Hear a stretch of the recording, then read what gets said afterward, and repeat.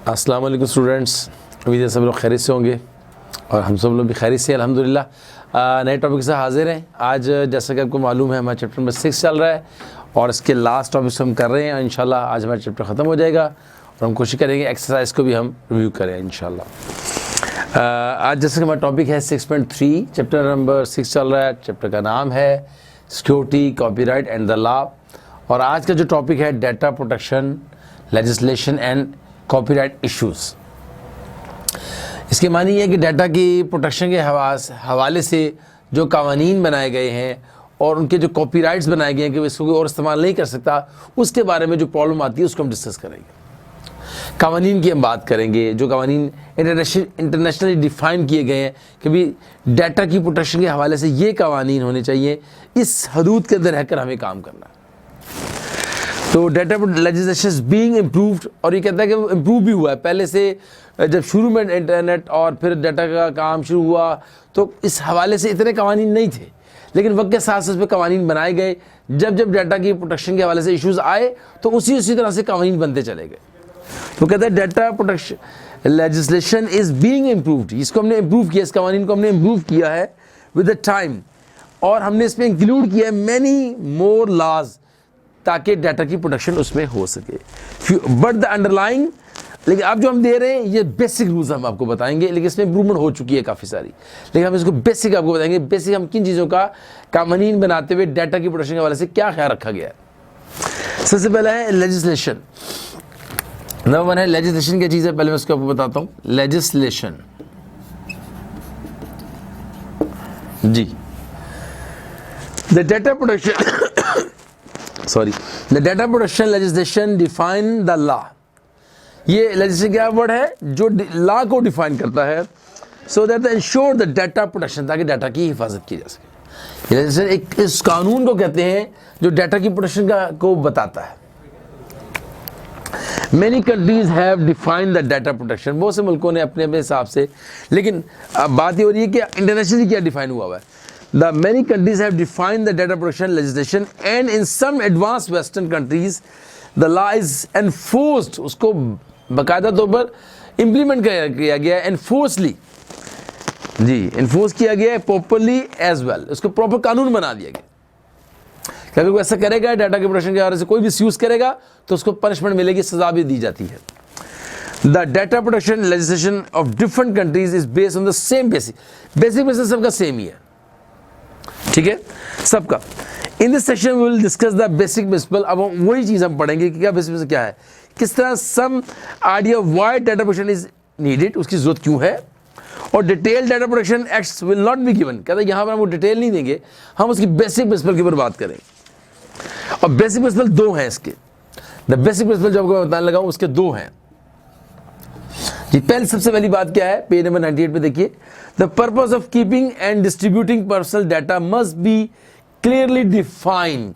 जब आपसे कोई कंपनी आपका डाटा लेती है तो उसका पर्पस उसको बताना होगा कि वो उस डाटा के बारे में क्या करेगी, क्लियरली डिफाइन होना चाहिए कि भी वो पर्पस सिर्फ और सिर्फ उस बैंक के इंफॉर्मेशन के लिए इस्तेमाल किया जाएगा, या आप आगे जनाब कॉर्पोरेट कंपनियों को भी हमारा डाटा दे देंगे। जैसे आपने अक्सर देखा होगा, आपको कॉल आ जाती है कि जी आपने जो है हम अब भारत के पास आपका डाटा था, लेकिन जैसे भी आपको कॉल आ रही है और यूफो से भी आपको कॉल आ रही है, ये गलत है कि आपका डाटा सिर्फ जैस के पास है, जैस कंपनी के साथ आपने सिम खरीदी हुई है आपका उनके पास है, तो ये डाटा उन दूसरी कंपनी के पास नहीं जाना चाहिए। लेकिन वो लोग भी आपको मैसेज कर रहे होते हैं कि जी हमारी सिम खरीदिए, हमारी ये डिटेल है, हमारा ये पैकेज है, तो डाटा शेयर हो जाता है।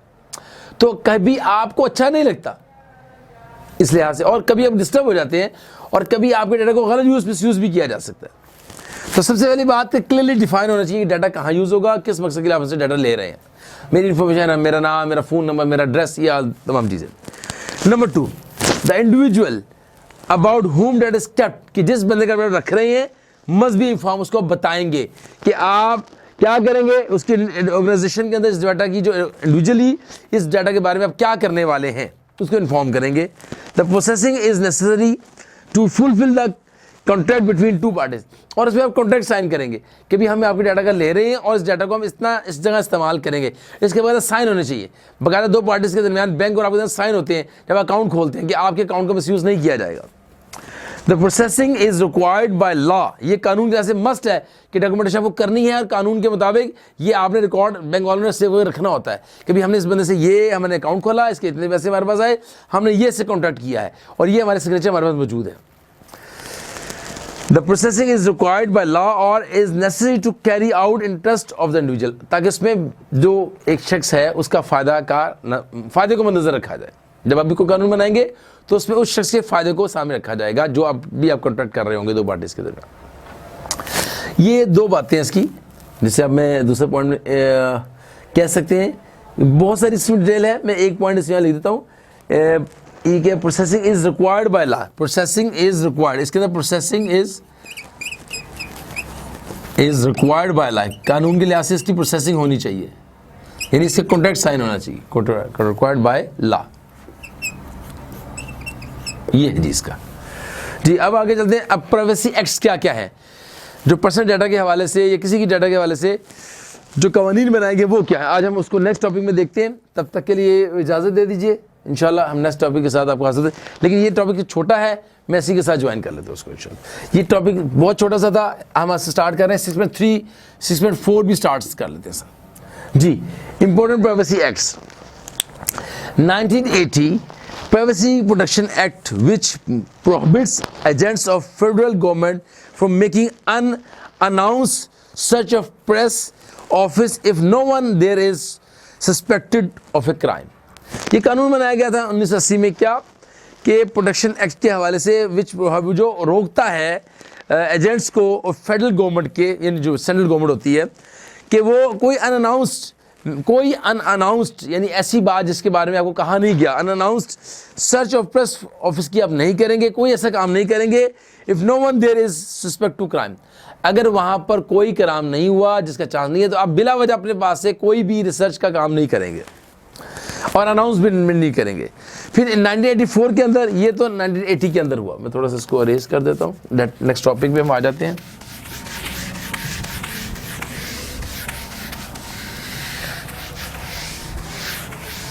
ये है इंपॉर्टेंट प्राइवेसी एक्ट,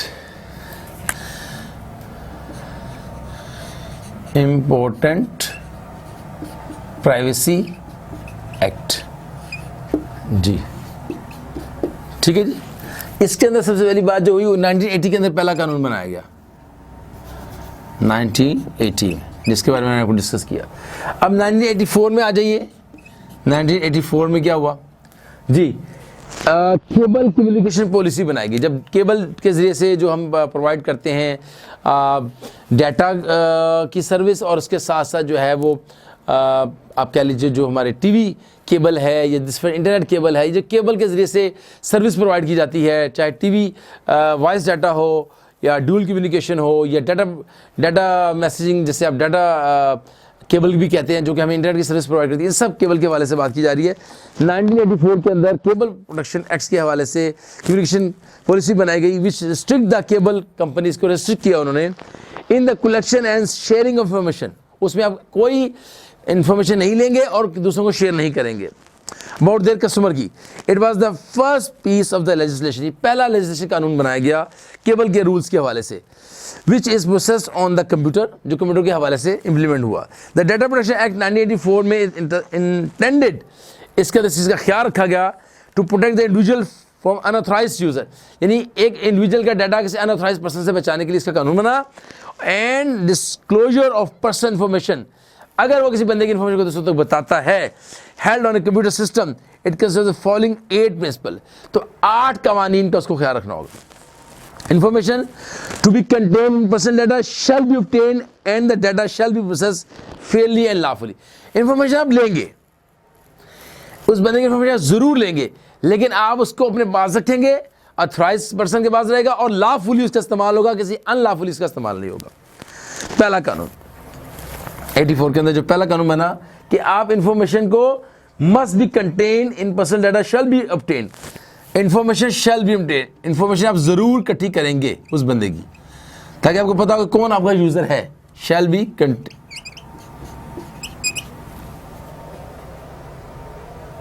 ऑब्टेन्ड, आप हासिल करेंगे, यानी जरूर लेंगे और उसके बाद उसको अनलॉफुली इस्तेमाल नहीं करेंगे। नंबर 1।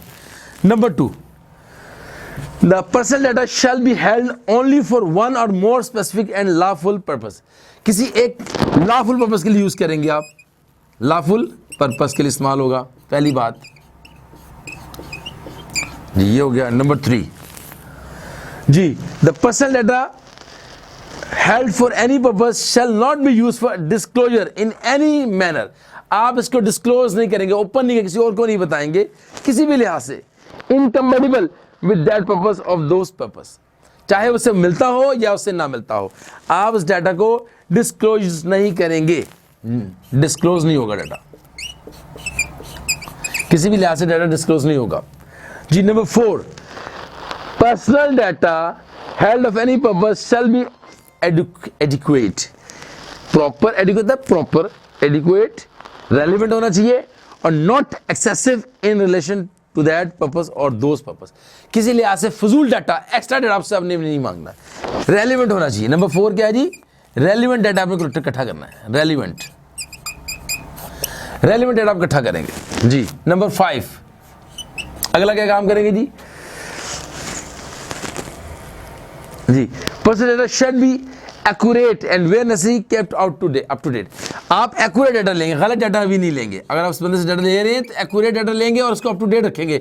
अगर उस बंदे का डाटा, मिसाल उसका लोकेशन चेंज हो जाती है, उसका नाम तो सेम रहेगा, उसका मोबाइल फोन या उसकी लोकेशन चेंज होती है, सब एक्यूरेट या अपडेट करेंगे। एक्यूरेट भी लेंगे और प्लस उसे क्या करेंगे, अपडेट भी करेंगे आप, ताकि बस आपका सही डाटा आपके पास रहे, अप टू डेट। ठीक है जी, हाँ जी, आगे चले जी। Personal data held for any purpose shall not be kept for longer than necessary for that purpose और those purpose। आप जब आपको उसके डाटा से आपका वो यूजर था, फिर आपका यूजर आप केबल से चला गया, तो आप उसके डाटा को क्या करेंगे, डिलीट कर देंगे। नो लॉन्गर, लिमिट से ज्यादा उसे नो लॉन्गर कैप्ट नहीं कर सकते आप, no longer than period, then आप कह सकते हैं नो लॉन्गर देन टाइम, कि आप किसी भी वक्त के खास वक्त के लिहाज से, यहाँ लिखते हैं स्पेसिफिक टाइम के लिए आज से ज़्यादा आपसे अपने पास नहीं रखेंगे, यानी वक्त से ज़्यादा अपने पास नहीं रखेंगे। जब ख़त्म, उसका रिकॉर्ड आपसे ख़त्म, यानी मुराद आपसे वो हट गया यूज़र, वो आपका यूज़र नहीं है, आपका क्लाइंट नहीं है, तो आपसे डाटा को ख़त्म कर देंगे जी। आगे चलिए। An individual shall be entitled, जो शख्स डाटा ले रहा है, आपका डाटा दे रहा है, जो कस्टमर है आपका, individual shall be entitled eight reasonable intervals and without undue delay or expense to be informed by any data user whether he holds personal data or which data individual is the subject to have access to any inside data। जिस बंदे का data आपने रखा है वो किसी भी वक्त, किसी भी जगह आपने जो इन्फॉर्मेशन की इसको चेक कर सकता है। And where appropriate to have such data corrected or erased, उसको डिलीट भी कर सकता है और उसको चेंज भी कर सकता है, जिस बंदे का डाटा है। डाटा कैन भी क्या हो सकता है जी, वो क्या करेगा, डाटा को can view, data can be view, वो डाटा को चेक कर सकता है, can view, data can view, वो अपने डाटा को चेक कर सकता है जी मेरे का गलत इस्तेमाल तो नहीं हो रहा।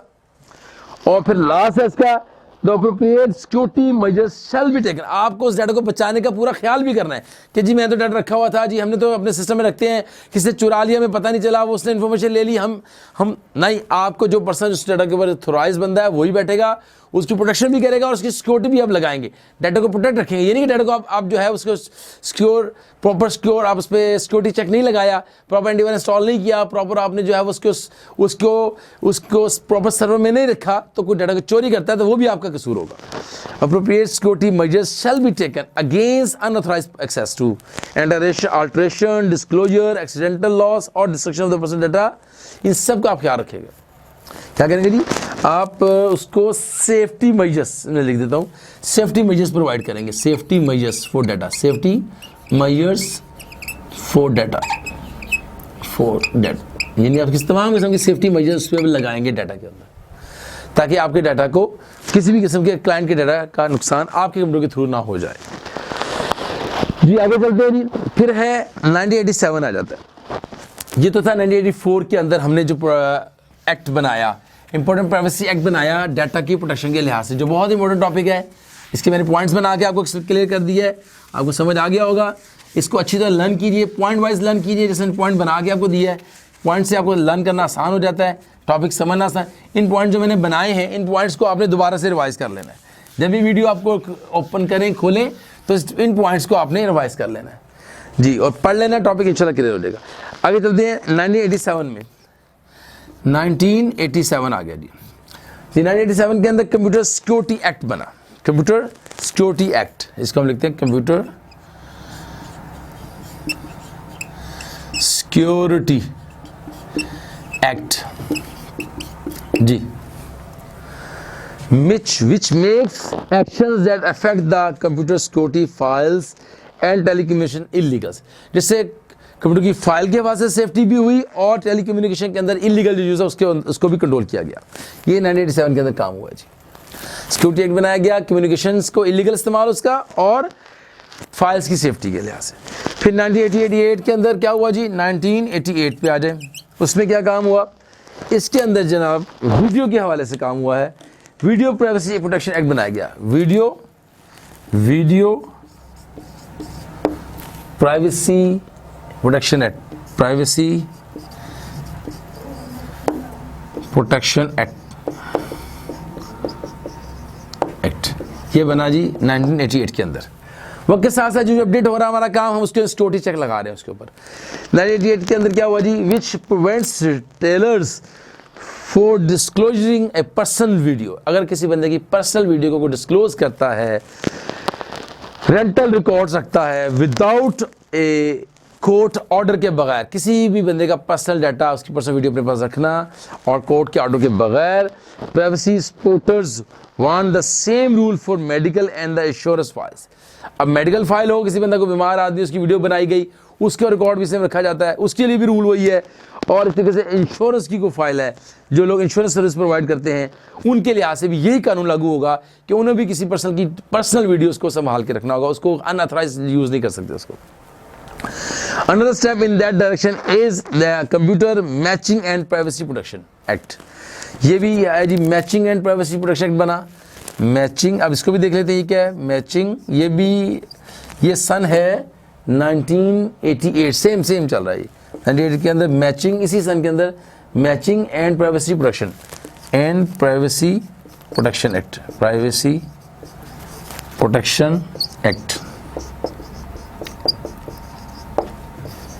जी। इसमें क्या हुआ जी, which prevent the government from comparing certain records, के गवर्नमेंट मुख्तलिफ रिकॉर्ड्स को कंपेयर करती है in attempt to find a match. जब उसे मैच करने होते हैं कि देखते हैं दो बंदे एक जैसे शक्ल के, एक जैसे नाम के आ रहे हैं, शक्ल के दोनों एक नाम के आ रहे हैं, तो कौन है, तो उन्हें देखना होता है। वो गलती से किसी और पर्सन के ऊपर, एक बंदा क्रिमिनल एक्ट में मुलव्वस है और दूसरा बिल्कुल शरीफ आदमी है, तो उसे मैच करना होता है, क्या इसका डाटा सेम तो नहीं गलती से थी, अब नाम सेम था, वर्दी भी सेम आ गई, हो जाता है, कई दफ़ा ऐसा हो जाता है, तो उस वक्त बहुत ज़्यादा एहतियात करनी होती है। तो वो क्या करते हैं, मैच करते हैं, प्रोटेक्शन बनाते हैं। However most comparisons are still unregulated, कि बहुत सारे कंपैरिजन अनरेगुलेटेड होते हैं, लेकिन इसमें एहतियात की जाती है। ये कानून ज़रूर है कि दो पर्सन जिसके एक जैसे नाम है, जैसे वल्दियत है, तो उसको जो है उनके लिए कानून है कि किस तरह से उनको डील किया जाएगा। फिर कंप्यूटर मिस यूज एक्ट बना 1999 के अंदर, कंप्यूटर का मिस यूज एक्ट 1990 के अंदर क्या आ जाते हैं जी, क्या है, कंप्यूटर का मिस यूज एक्ट बना। अगर कंप्यूटर को मिस यूज करता है, गलत तरह से इस्तेमाल करता है, किसी को गलत, मैं आपको उसकी मिसालें देता हूँ। कंप्यूटर मिस यूज एक्ट कैसे होता है, मिस यूज, जो आजकल इसका इस्तेमाल भी काफ़ी हो रहा है, जो इलीगल है, मिस यूज एक्ट 1990 के अंदर, जिसमें क्या है, to make provisions for securing computer material against unauthorised access, कि कोई बंदा किसी दूसरे का इंपोर्टेड डाटा ना इस्तेमाल कर सके और उसको चेंज ना कर सके, एंड फॉर कलेक्टिव पर्पज के लिए उसको इस्तेमाल ना करे किसी आम अपने काम मकसद के लिए। कंप्यूटर मिसयूज एक्ट जो है वो क्या कहता है, was pass to deal with the problem of hacking, जैसे दूसरों को डाटा हैक कर लेते हैं उसके लिहाज से। If the early days of the hacking the problem was not taken very seriously, जब शुरू में लोगों ने डाटा हैक करना शुरू किया तो उसको इतना सीरियस नहीं लिया गया, लेकिन बाद में बिहेवियर कि उससे डाटा चोरी कर लेना, उसको मिसचीफ करना, फिर उसको धोखा देना, उससे फ्रॉड करना, rather than it's something which could cause serious loss or problem for the companies। फिर कंपनीज के लिए बड़ा बड़ा लॉस होने लगा, उनका बहुत इंपॉर्टेंट डाटा था, लाखों करोड़ डॉलर्स पे लगे हुए थे, वो उसको चुरा लिया गया और फिर उससे पैसे मांगे गए और ऑर्गेनाइजेशन एंड इंडिविजुअल्स के लिए नुकसान का बायस बना। However, with development in technology, the issue has become more serious। आपको ये इशू ज़्यादा सीरियस हो रहा है लोगों के दरमियान, आपको हैकिंग बहुत ज़्यादा कॉमन हो रही है, and hence legislation was introduced to recognize 3 kinds of offenses, कि 3 तरह के offenses हो सकते हैं जिससे जो अनलीगल एथराइज के अंदर आते हैं। वो number 1, unauthorise access to the computer material, आप गलती से या बाय चांस नहीं बल्कि इनलीगली, लीगली बल्कि आप लीगली क्या लग सकते, इंटेंशनली आप उसको किसी का डाटा नहीं उठा सकते, किसी का डाटा आप गलती से भी इसको नहीं ले सकते, अनऑथराइज यूज नहीं करेंगे, number 1। Number 2, unauthorise access with internal intent और कमिट और facilitate commission of the further offences, कि आप एक काम करते हैं दूसरे कामों को बढ़ाने के लिए, उसको भी नहीं करेंगे। Number 3, unauthorise modification of computer material, उसको चेंज भी नहीं करेंगे, ना किसी हेल्प के लिए किसको यूज करेंगे, ना इंटरनल के एसेस लेंगे और ना ही इसको जो है मॉडिफाई, इसको चेंज करेंगे। 3 बातें इसमें बताई हैं जी 1990 एक्ट के अंदर, मिस यूज एक्ट के अंदर, जिसकी मैंने बात की। इसके 3 पॉइंट्स हैं जी। आगे चलते हैं 1998 के ऊपर आते हैं। इस टॉपिक का लास्ट पार्ट है जो बहुत इंपॉर्टेंट है।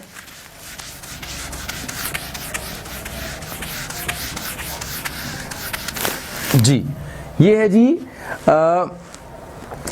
1998 डाटा प्रोटेक्शन, डाटा की 1998 के अंदर डाटा की प्रोटेक्शन का एक्ट बनाया गया, डाटा प्रोटेक्शन एक्ट।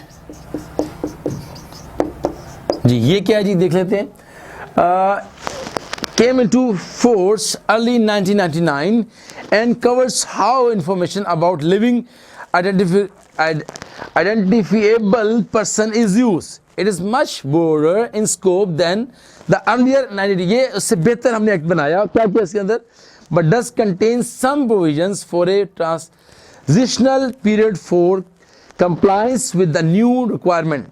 जी इसमें नंबर 1 क्या था? कंप्यूटराइज्ड पर्सनल डाटा होना चाहिए, हर डाटा पर्सनल कंप्यूटराइज होना चाहिए। Number 2, held in structured manual files के अंदर होना चाहिए। ये किस लिए बनाया गया? To came into force in 1999 के अंदर एंड कवर्स, ये क्या चीज़ कवर करता है? Information about living identifiable persons is used, कि कौन एक जिंदा शख्स डाटा को यूज़ कर रहा है। आमतौर पर आप तो स्पैम मैसेज आते रहते हैं, आप बात कर रहे हैं और मैसेज आ रहे हैं लेकिन मशीन मैसेज भेज रही है, आप उसे बातें कर रहे हैं और पता चलता है तो मशीन थी। तो उस मैसेज से बचने के लिए कि आपकी इन्फॉर्मेशन लेने के लिए एक मशीन पीछे लगा दी जाती है जो आपको मैसेज कर, आप कभी ऐसी साइट की तरफ जाएं जिसके जो आपको रूटीन से हटकर बात आपसे कर रहे हो, तो आप वहाँ पर जब ये मैसेज लिखते हैं तो मशीन चलना शुरू हो जाती है, hello how are you what are you doing. वो आपको ऐसे मैसेज देते हैं जिससे आपको लगता है कि ये पर्सन नहीं है। तो इन ऐसे मैसेज जो मशीन जनरेट ना कर रही हो बल्कि पर्सन को जनरेट करने के लिए मशीन जनरेट कर रही हो, उसके लिए भी एक्ट बनाया गया है। कंप्यूटराइज्ड पर्सनल डाटा होना चाहिए और personal data held in structured manual files के अंदर होना चाहिए। It applies to anything at all done to personal data processing including collecting, use, disclosure, destruction and merely holding personal data. इन तमाम चीज़ें जो इसके अंदर हैं, इन सब की हिफाजत करनी है, इन सब को कवर किया जाएगा इस लॉ के अंदर। क्या क्या चीज़ें हैं? इंक्लूडिंग कलेक्शन, डाटा को इकट्ठा करना, उसका डिस्क्लोज करना, उसको डिस्ट्रक्शन करना, मेनली होल्डिंग पर्सनल डाटा को संभाल के रखना, ये सब चीज़ें इस कानून के अंदर आती हैं। जो करेगा वो इलीगली गलत काम कर रहा है, और ये हम प्रोटेक्शन एक्ट 1988 के अंदर इसको डील करेंगे। हमारा लास्ट में टॉपिक है और वो छोटा सा है, कॉपीराइट एक्ट क्या है इसको भी देख लेते हैं। ये हमारा लास्ट टॉपिक है कॉपीराइट एक्ट, 6.5 है, ये बहुत छोटा सा टॉपिक है, सब देख लीजिए। Copyright act, the principle law governing software privacy is the copyright act 1970। ये हमारा जो शुरू में बनाया गया था 1976 के अंदर कॉपीराइट एक्ट बनाया गया था। कॉपीराइट, इसको मैं लिख देता हूं, the copyright act, the copyright right act जी, ये है जो बेसिक हमारा पहला लॉ था जो 1976 के अंदर बनाया गया। वो क्या था? The principle law governing software privacy copyright act 1976, sums amendments were made in this. ये जो लॉ था 76 वाला, उसको चेंज किया गया 1983 के अंदर। जो बेसिक लॉ था जो शुरू में बना था, जब बहुत प्रिमिटिव लेवल था काम का, उसके बाद 93 के अंदर उसको चेंज किया गया और नाउ सॉफ्टवेयर, उसको क्या नाम दिया गया? सॉफ्टवेयर प्राइवेसी का नाम दिया गया, सॉफ्टवेयर प्राइवेसी। अब इसका नाम है सॉफ्टवेयर प्राइवेसी। सिर्फ आप टॉपिक है कॉपीराइट एक्ट क्या होता है, उसमें 1976 बताएंगे आप, फिर बताएंगे जी उसको चेंज किया गया 83 में के अंदर आके उसका नाम रखा गया software privacy. Is believed to be a punishable crime involving huge amounts of penalties, जिसमें बहुत ज़्यादा जुर्माना और बहुत बड़ा क्राइम समझा गया। और इसमें it is justified because software is believed to be an intellectual property, के सॉफ्टवेयर जो है वो एक बंदे के अपना जाती उसकी एंटिटी है, उसने बनाया है, कोई बंदा उस सॉफ्टवेयर को क्रैक नहीं करेगा, उसको बेचेगा नहीं उसकी इजाज़त के बगैर। तो ये सॉफ्टवेयर प्राइवेसी बनाई गई 93 के अंदर, और उसको बाकायदा तौर पर इसको इलीगल बहुत, यानी इससे यूज़ करने पर, ऐसा करने पर उसको पेनल्टी भी होगी, उसको सजा भी होगी उसको, जो किसी का सॉफ्टवेयर इस्तेमाल करेगा। ठीक है, that has been developed and brought into market after lot of effort. जिस बंदे ने बड़ी मेहनत से बनाया है, और अगर दूसरा उसको चोरी करता है या उसको उसकी इजाज़त के बाद बेचता है तो ये बड़ा क्राइम है। So this future financial trust must be made sure by the concerned legal authorities. तो वो जो, अगर वो हुकूमत में साइबर क्राइम वाले जो इसको डील करते हैं उनको जाके बताएगा तो उसको पकड़ेंगे भी शख्स को, उस दुकानदार को, उस बंदे को, उसको सजा भी देंगे, उसको जुर्माना भी होगा, उसको पनिशमेंट भी दी जाएगी, क्योंकि उसने इतनी मेहनत से अपने सॉफ्टवेयर बनाया जो लोगों के लिए खिदमत के लिए, लोगों के काम के लिए, अपने फ़ायदे के लिए बनाया है, तो कोई और उसको इस्तेमाल नहीं कर सकता। ये था जी the copyright act 1976, topic number था 6.5। हमारे तीनों टॉपिक कवर हो गए अल्हम्दुलिल्लाह, और चैप्टर हमारा कवर हो चुका है। उम्मीद आपको समझ आया होगा। इसको लर्न कीजिए। टॉपिक मैंने आपको number wise, point wise explain किया है, इसमें कोई प्रॉब्लम नहीं रहनी चाहिए। उसको उसी तरह लर्न कीजिए, भूल जाए तो रिवाइज कीजिए वीडियो, और उसको लर्न कीजिए, और उसको लिख लीजिए जो मुश्किल, स्पेशली जो इंपॉर्टेंट प्राइवेसी एक्ट्स हैं, ये 8 पॉइंट जो मैं लिखे थे, इस बहुत इंपॉर्टेंट है, इसको अच्छी तरह लर्न कीजिएगा। आप सबका हमारे साथ रहने का बहुत शुक्रिया, हमें बहुत अच्छा लगा आप हमारे साथ पढ़ते हैं, काम करते हैं। उम्मीद है आप सब लोग जिस पर मेहनत भी करेंगे और अच्छा रिजल्ट लेकर आएंगे, हमें बहुत खुशी होगी। हमारे साथ रहने का बहुत शुक्रिया। अस्सलाम वालेकुम।